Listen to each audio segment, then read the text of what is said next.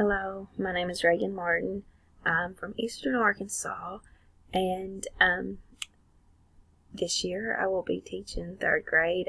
Last year I was hired as a full-time sub because I could not pass the praxis, but everything's worked out, and now I will be doing my student teaching starting in August at Palestine Wheatley.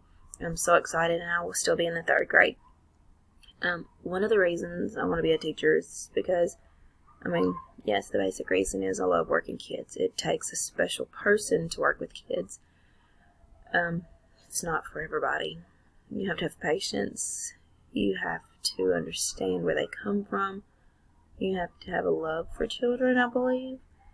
And just knowing the fact that I played a part in their education, got them through school, means a lot. And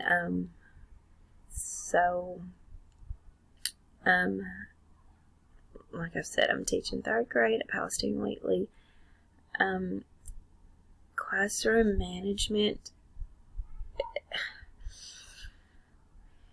it can be scary, but if you're prepared and organized, it all falls into place. And last year I learned that since I started later on after the school year started, it was hard because half of my class came from one teacher and the other half came from another teacher. So they were all used to their own rules. And so I had to get them out of that habit.